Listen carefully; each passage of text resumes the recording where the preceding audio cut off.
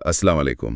آج ہم جن ذرائع کا جائزہ لے رہے ہیں وہ ہمیں تاریخ کی ایک بہت ہی غیر معمولی شخصیت حضرت زینب بنت علی رضی اللہ عنہا کے بارے میں بتاتے ہیں۔ جی بالکل، ان کی زندگی صبر، جرت اور آپ کہہ سکتی ہیں فصاحت و بلاغت کی ایک لازوال داستان ہے۔ ہاں، اور خاص طور پر آج ہم جو دیکھ رہے ہیں وہ ہیں کربلا کے سانحے کے بعد کے واقعات۔ اور دمشق میں یزید کے دربار میں ان کا وہ تاریخی خطبہ۔ بالکل، یہ سمجھنے کے لیے کہ ان حالات نے ان کے کردار کو کیسے نمایاں کیا۔ اگر ہم شروع سے دیکھیں ان کی ابتدائی زندگی۔ جی، وہ حضرت علی اور حضرت فاطمہ الزہرا کی بیٹی اور نبی کریم صلی اللہ علیہ وآلہ وسلم کی نواسی تھیں۔ مدینے کا وہ ماحول، جی ہاں، وہی پاکیزہ، علمی اور روحانی ماحول، تو ظاہر ہے پرورش ہی ایسی جگہ ہوئی تھی۔ ذرائع بتاتے ہیں کہ بچپن سے ہی وہ جو ہے نا علم و حکمت اور فہم و فراست وہ چیزیں نمایاں تھیں۔ یقیناً، اور یہ ماحول ہی اصل میں ان کی شخصیت سازی کی بنیاد بنا۔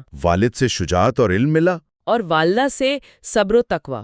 بالکل، پھر تاریخ کا وہ اہم موڑ آیا جب امام حسین رضی اللہ عنہ نے یزید کی بیعت سے انکار کیا۔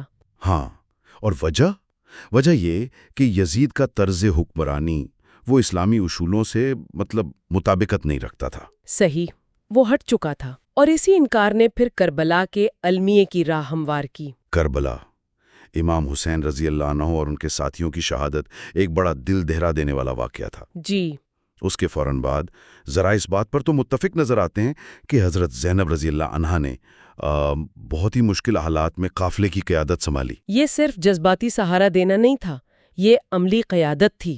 بیمار، بچے، خواتین، جی ہاں، ان سب کو سنبھالنا یہ ان کی ذمہ داری تھی۔ یہ ان کی قائدانہ صلاحیتوں کا ایک آپ کہہ لیں بڑا امتحان تھا۔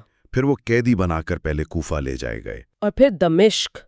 یہ سفر خود جسمانی مشقت اور ذہنی اذیت سے بھرا ہوا تھا، ظاہر ہے۔ لیکن ذرائع اس بات پر بہت زور دیتے ہیں کہ اس سارے عرصے میں اتنی مشکلات کے باوجود انہوں نے حق بات کہنے سے گریز نہیں کیا۔ کوفہ کے بازار میں بھی ان کا خطبہ ملتا ہے نا؟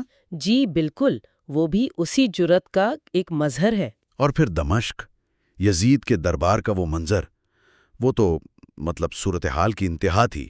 بالکل، قید کی حالت میں بظاہر تو بے بسی کا عالم ہے۔ ہاں، اور وقت کے حاکم کے سامنے کھڑے ہو کر انہوں نے جو کہا وہ تو تاریخ کا حصہ بن گیا۔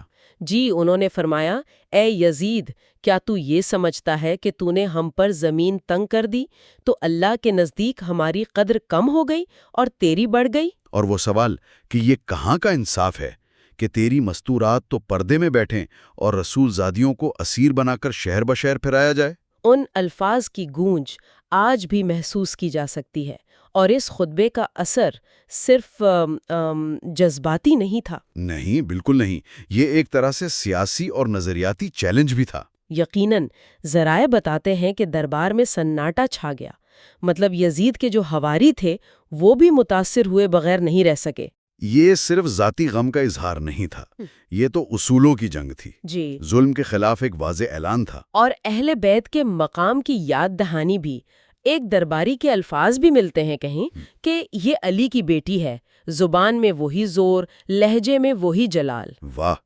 اور ذرائع یہ بھی بتاتے ہیں کہ اس خطبے نے کہیں نہ کہیں رائے عامہ کو بدلنے میں بھی کردار ادا کیا۔ جی ہاں، جس کے بعد شاید یزید پر دباؤ بڑھا اور اسے قیدیوں کو رہا کرنا پڑا۔ رہائی کے بعد انہوں نے اپنی زندگی پھر اہل بیت کے پیغام کو عام کرنے اور کربلا کی یاد کو زندہ رکھنے میں صرف کی۔ ان کی تاریخ وفات اور مقام تدفین کے بارے میں البتہ مختلف روایات ہیں۔ جی، کچھ دمشق کا ذکر کرتی ہیں، کچھ مصر کا، اس پر اتفاق نہیں ہے۔ تو خلاصہ کیا ہے؟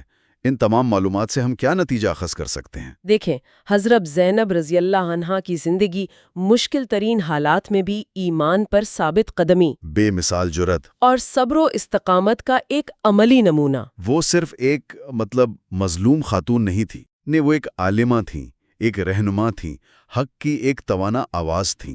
بالکل، اور ان کی یہ کہانی آج بھی ہمیں سوچنے پر مجبور کرتی ہے جی، کہ شدید دباؤ اور طاقت کے سامنے سچ بولنے کی یہ روایت آج ہمارے لیے کیا اہمیت رکھتی ہے۔ یہ ایک اہم سوال ہے۔